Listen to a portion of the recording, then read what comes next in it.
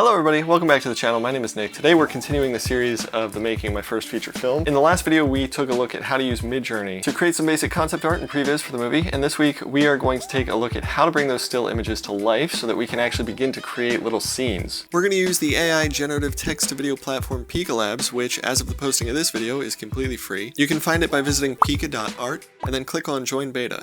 You will need a Discord account to access the Pika Labs service. So let's jump in and I'll show you Pika Labs really quick. It can look a little intimidating, but over here on the left, you've got a great little welcome tab that has getting started, announcements, recent updates, prompt tutorial if you don't know how to prompt, all that. In order to create something with Pika Labs, you do /create, and then I might say a car driving down a road. So I just put a text prompt in there. Okay, I'm looking at the back of the car and it's driving in the wrong direction. Cheerio. Now watch this. The prompt I'm about to show you accounts for 80% of the videos I make. So I'm going to tell it to create subtle, natural motion within this image. And right next to it, you see this little gray +1 more. I'm gonna click that, and under options, this little tab pops up that says image. Here's an image that I created in Midjourney, and I'm gonna add this image to the Pika Labs prompt so that it has a direct reference of the shot I'm looking for.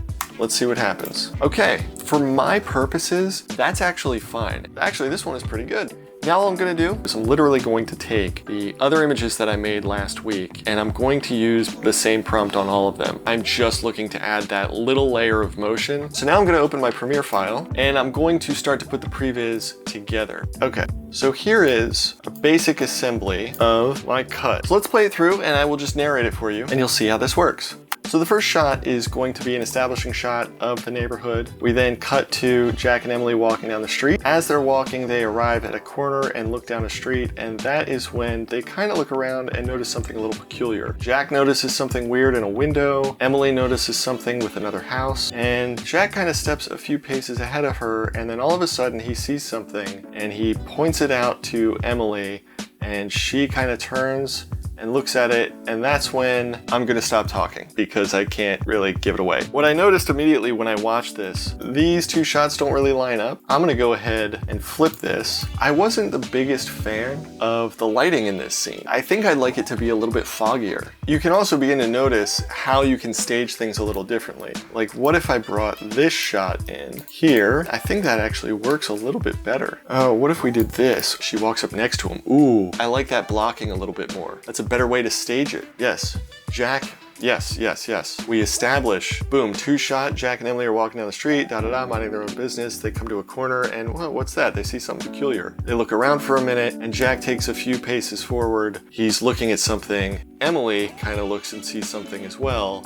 And Jack points it out and says, "Hey Em, take a look at this." And she walks up next to him, and that's when we cut out. Although, looking at it now, I realize this moment might be a little too intense for this early in the film. Arguably, I could see this actually playing better as a scene that takes place the day after they get there. Let them settle in that night, and then the next day, they go for a walk, and this is when this kind of scene happens. That might be a better way to pace it. And this is the benefit of pre-viz in general. We've got the basic staging and the basic beats, and we're already beginning to see things that need to get ironed out. And what's really exciting is as we begin to build the entire movie, we'll really get a sense of like how much time does each scene need? Are there ways to shorten it? Anyway, I have a personal engagement next week, so I will see you back here in about 2 weeks when we will go over the game plan of the whole film. What stage are we in? How long is all this gonna take? All that fun stuff. Be sure to leave a like and subscribe on your way out the door if you haven't already. Thanks so much for tuning in. I hope you have a wonderful weekend and a wonderful week. I will see you in the next video. Cheers.